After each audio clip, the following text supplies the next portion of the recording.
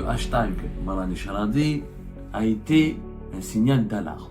Plusieurs dizaines d'arrestations ont été effectuées par les services de sécurité en ciblant les internautes, les Algériennes et les Algériens qui ont partagé sur les réseaux sociaux des vidéos dans lesquelles ils adhèrent ou ils partagent ou ils s'inscrivent dans le sillage de cet hashtag Malani Charadi D7. Plus d'une quarantaine d'arrestations. Je dis bien plus d'une quarantaine d'arrestations. Ils ont été placés en garde à vue par les services de sécurité de différentes wilayas du pays. Il n'y a pas eu un appel de violence. Il n'y a pas eu un appel de haine. Les arrêter, les malmener, arrêter les gens dans les rues, au niveau de leur travail, au niveau de leur maison, les convoquer, les embarquer, manu militari, les soumettre à des interrogatoires et qui seront probablement présentés dans les heures à venir ou dans les jours à venir devant un tribunal et qui risquent pour un certain nombre d'entre eux une peine de prison. Le régime algérien a décidé de réagir fermement, brutalement, violemment, très sévèrement contre les partisans du hashtag Malani Charadi. Le 20 décembre dernier, le hashtag Malani Charadi a été un signal d'alarme, un cri de détresse.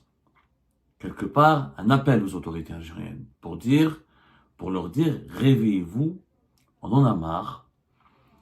Ça fait 5 ans, depuis 2019, que nous attendons le changement, que nous attendons le développement, que nous attendons des évolutions positives, que nous réclamons que notre pays soit géré mieux et autrement.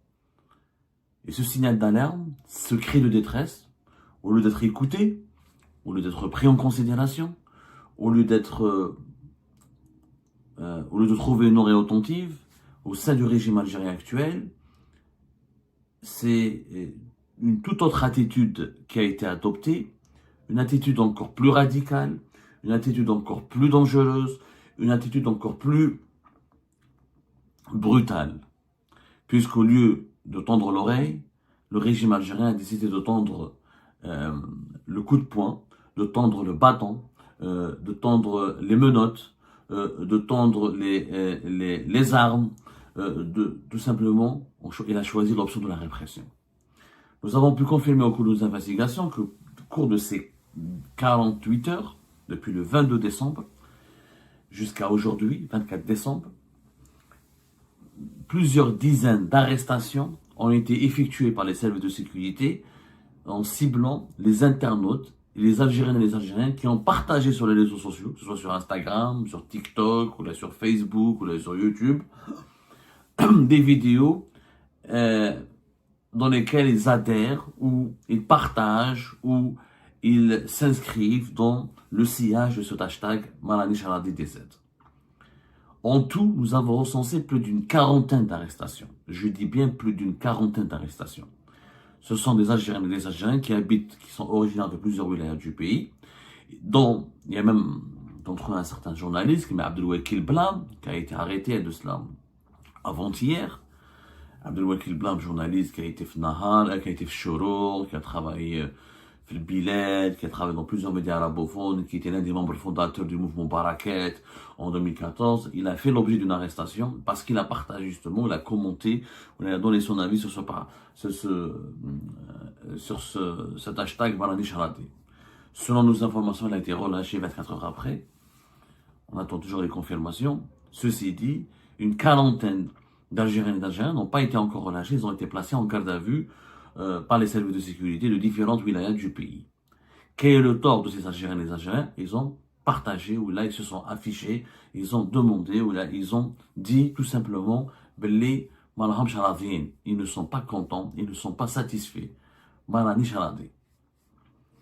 C'est une situation alarmante. Je dirais même une situation déplorable. Parce qu'encore une fois, ces jeunes-là, qu'est-ce qu'ils ont fait? Mis à part crier leur colère, de façon très civilisée d'ailleurs, crier leur rage, leur détresse, et demander ce qui semble être illégitime, ce qui semble être normal, ce qui semble être naturel. Quel est le citoyen? Quel est l'être humain? Quel est l'homme ou la femme? Quel est l'individu qui ne voudrait pas que son pays d'origine, son pays natal, ou que son pays dans lequel il vit, se porte mieux, évolue positivement, se développe à travers une justice sociale, à travers des institutions politiques légitimes, à travers des dirigeants légitimes, à travers un véritable développement économique, à travers une véritable croissance économique, à travers une répartition équitable des richesses, à travers une création réelle de richesses. C'est tout ce qu'ils ont demandé. Je n'ai pas vu. J'ai ausculté toutes les vidéos qui ont pu circuler avec le hashtag Manisharate. La majorité écrasante de ces vidéos, de ces messages qui ont été diffusés massivement sur les réseaux sociaux sont des appels à la paix, des appels à l'unité nationale, des appels au changement démocratique, au changement de mode de gouvernance, des appels de fraternité, des appels d'amour, des appels d'espoir. Il n'y a pas eu un appel de violence. Il n'y a pas eu un appel de haine. Les arrêter, les malmener, bien sûr, les arrestations, c'est toujours de la brutalité, arrêter les gens dans les rues, au niveau de leur travail, au niveau de leur maison, les convoquer, les embarquer, manu militari, les soumettre à des interrogatoires, déplacement en garde à vue. Je parle de plus d'une quarantaine de personnes, pour le moment, qui sont placées encore en garde à vue et qui seront probablement présentées dans les heures à venir ou dans les jours à venir devant un tribunal, et qui risquent pour un certain nombre d'entre eux une peine de prison, puisque ou là, une incarcération, là, un placement sous mandat de dépôt, puisque visiblement, d'après mes sources, le régime algérien a décidé de réagir fermement, brutalement, violemment, très sévèrement contre les partisans du hashtag Manisharate pour envoyer un message clair et net à la population. Nous ne tolérons pas aucune contestation possible. Nous ne voulons pas de la contestation. Nous ne voulons pas de la critique. Nous ne voulons pas de la remise en cause. Nous ne voulons pas des comportements rebelles ou séditieux ou comment je appelle ça, tout simplement, on ne tolère aucune forme d'opposition. Voilà le message. Ils ne veulent d'aucune forme d'opposition. Alors d'un côté, ils veulent un dialogue national. Il faut préserver l'unité nationale. Il faut que les Algériens, on a inventé notre hashtag, Rani Ma'abladi, ok, mais Maranish Radi, Maranish contre Maranish Ma'abladi, ça n'a aucun sens. On est en train, le patriotisme exige au contraire de lutter pour l'avenir et le présent de son pays. Le patriotisme, c'est d'exiger le meilleur pour son pays. C'est de demander le meilleur et le bien pour son pays. C'est d'exiger, de se battre et lutter pour des évolutions positives. Qu'est-ce qu'un pays qui évolue positivement? C'est un pays où la justice devient indépendante, c'est un pays où il y a une justice sociale, où il y a de l'emploi, où il y a du travail, où il y a des possibilités de s'enrichir et de s'épanouir. C'est un pays où on peut gagner sa vie dignement. C'est un pays où on peut avoir un ministre qui n'est pas des ministres, qui ne sont pas des ministres corrompus. C'est un pays où on doit avoir un président qui soit compétent, qui ne soit pas corrompu ou illégitime. C'est un ministre où l'armée respecte la population et ne se mêle pas de politique tout le temps. C'est quoi? C'est les critères de la modernité. Un pays moderne. C'est un pays où le bien-être et les besoins de la population sont au cœur des préoccupations ou des priorités des politiques publiques. Malheureusement, en Algérie, on n'est pas dans ce cadre-là, puisque c'est les besoins et les intérêts des dirigeants qui sont au cœur des préoccupations ou des priorités des politiques publiques. Ce ne sont pas les besoins et les préoccupations des populations. Tout ce qu'ils ont demandé. On va faire une manifestation. Ils n'ont pas demandé à organiser un rassemblement. Ils n'ont pas dit que le Hirak doit revenir. Ils n'ont pas dit qu'on doit destituer Tebboune. Ils n'ont pas dit qu'on doit se débarrasser de l'armée. Ils n'ont pas dit qu'on doit brûler le pays. Ils n'ont pas dit qu'on doit toucher à l'unité nationale. C'est des jeunes qui se sont exprimés pacifiquement. Bien sûr, plus tard, après le 20, dès que ce hashtag est apparu sur les réseaux sociaux, il a fait ravage le 20 décembre.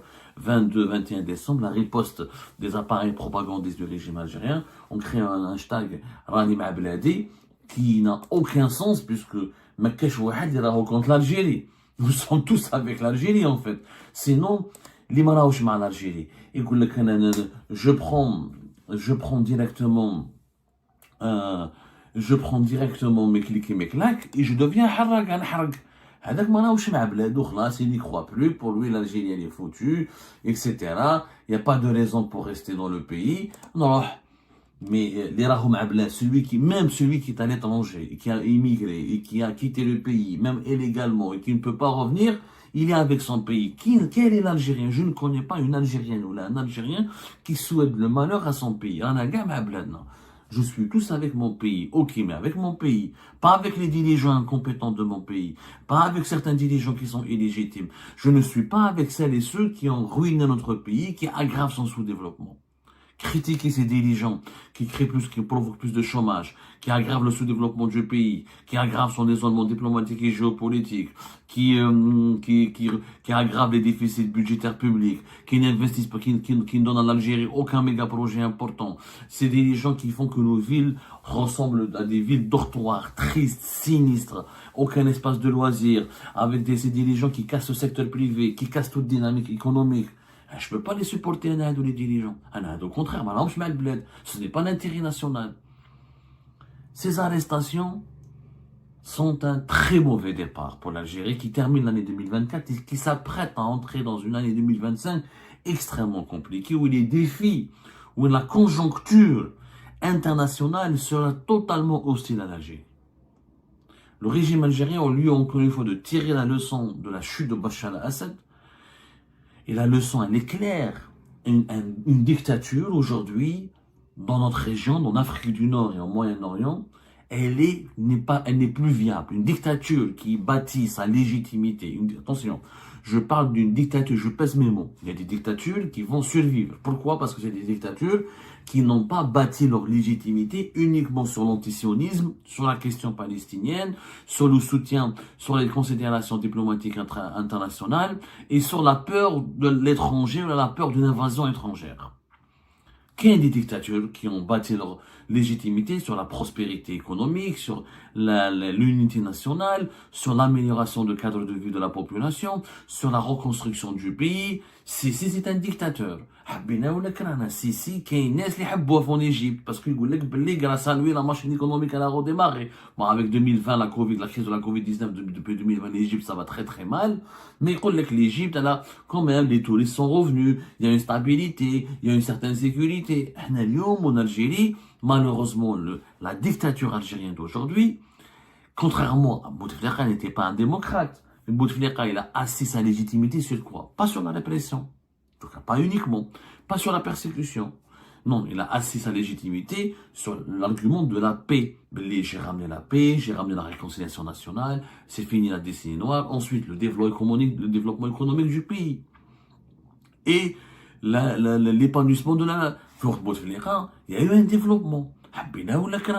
3 600 000 logements, des bidonvilles qui ont été supprimés, des villes qui ont été reconstruites, des 7 tramways dans cette ville, un métro vers Alger, il y a eu quand même l'autoroute Est-Ouest, il y a eu la grande mosquée d'Alger, il y a eu des infrastructures qui ont été nouvelles, il y a eu le très beau palais des conventions, fait Club des Pins.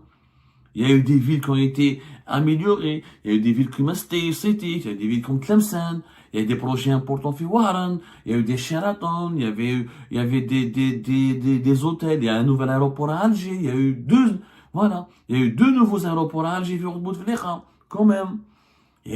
On sentait un dynamisme, il y avait l'enseigne, il y avait la disponibilité des biens de consommation, il y avait une classe moyenne qui a émergé.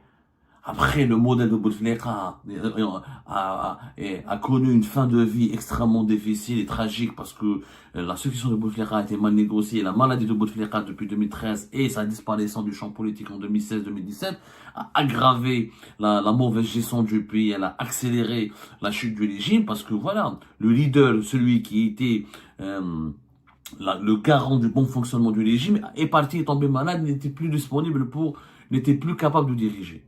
Mais aujourd'hui, le régime actuel, il bâtit sa légitimité sur quoi? Haïr Israël, haïr le Maroc, haïr les Émirats, la peur de l'invasion étrangère, la peur d'une menace extérieure, et le développement économique, il en parle, mais on voit rien. Les pénuries, l'inflation à 2 chiffres, les ruptures de stock, l'indisponibilité de plusieurs biens de consommation, le chômage qui augmente, la harga qui explose, la malvie, la pauvreté. Comment voulez-vous que les gens disent « Rana ma'al bled, rana razien » Un pays dans lequel tu ne vis pas bien. Tu peux pas acheter une voiture. Tu peux même pas acheter une pièce détachée. Tu peux pas trouver un pneu. Tu as du mal à trouver des médicaments. Et les biens de consommation, les produits alimentaires qui étaient, qui étaient abondants à l'époque de Bouteflika sont devenus aujourd'hui extrêmement luxueux. Un pays où la viande est un luxe. Un pays où même le café est en train de devenir un luxe. Un pays où plusieurs produits alimentaires sont en train de devenir un luxe. Ce n'est pas un pays dans lequel on a envie de rester, c'est pas un pays dans lequel on a envie de faire sa vie, il faut être sincère. Les Algériens, c'est des êtres humains comme tout le monde. Ils ont le même souhait, ils ont la même volonté, ils veulent vivre dans un pays où ils se sentent respectés, où leur dignité est préservée, où ils peuvent vivre, travailler, où ils peuvent gagner leur vie dignement, où ils peuvent rêver, où ils peuvent aimer, où ils peuvent fonder des familles, où ils peuvent faire des enfants, sans à s'inquiéter comment terminer les fins de mois. À dire la réalité, un pays, aujourd'hui, on n'a pas de projet. Mais à part Raj Bilet, aucun autre projet n'a été fait. Les projets de dessalement de l'eau de mer, ils ont tardé. Bouteflika, il a fait 11 stations de dessalement de l'eau de mer quand même. On a réglé le problème de l'eau. Mais Bouteflika, fait Alger, qu'on a l'eau une fois par 3 jours. Grâce à la station de dessalement de l'eau de mer d'Al Hama, on a réglé beaucoup de problèmes. Les investisseurs étrangers, au contraire, ils sont en train de partir. Je viens d'en faire ça, là. Mais qu'est-ce les voitures, mais qu'est-ce une voiture, les voitures coûtent extrêmement cher. L'instabilité réglementaire, il y a des lois qui sont adoptées, ensuite qu'elles sont bloquées, un État qui dépense beaucoup d'argent pour lui, mais qui dit aux citoyens, vous devez économiser, la voiture n'est pas un luxe, les vêtements ne sont pas un luxe, la viande, c'est un luxe, plutôt la voiture est un luxe, les vêtements c'est un luxe, manger de la viande c'est un luxe. Moi, les budgets à la présidence, à le gouvernement, les différents ministères explosent. Quand on dit cela, on n'est pas l'ennemi de l'Algérie, on n'est pas anti-algérien, on manque pas de patriotisme. Au contraire, on est inquiet pour notre pays, on a envie que notre pays change. Et ben voilà les amis, c'était ça. Je vous remercie comme d'habitude pour avoir suivi cette vidéo jusqu'à la fin. N'oubliez pas de nous laisser vos commentaires et vos réactions sur le sujet de cette vidéo. Et je tenais juste à vous remercier surtout pour vos abonnements. Nous avons bien dépassé la barre des 25 000 abonnés très récemment. Donc ça fait vraiment très plaisir. Je vous remercie très chaleureusement. Et pour votre soutien, bien sûr. Et aussi pour vos commentaires. Donc je lis toujours les commentaires sur mes vidéos. Et ça fait vraiment très plaisir de voir des discussions, des arguments. Et, c'est un petit peu l'objectif et le but aussi de la chaîne, c'est de pouvoir discuter, argumenter et voir les points de vue des uns et des autres. Donc voilà, merci beaucoup pour vos commentaires. Et aussi, merci pour votre soutien à la chaîne. Je tenais juste aussi à vous passer un petit message, c'est que il faut rester un petit peu loin de la calomnie et des insultes sur vos commentaires. Soyez un petit peu, gardez un petit peu le respect général pour tout le monde. Voilà, ça me ferait très plaisir et ça va juste m'aider à ne pas trop supprimer trop de commentaires parce que voilà, il y a aussi quelques-uns qui n'arrête pas de mettre des commentaires haineux que je supprime à chaque fois que je peux et au maximum que je peux. Donc voilà, merci beaucoup pour votre soutien, pour vos commentaires et vos réactions. Et à la prochaine dans une nouvelle vidéo. Au revoir.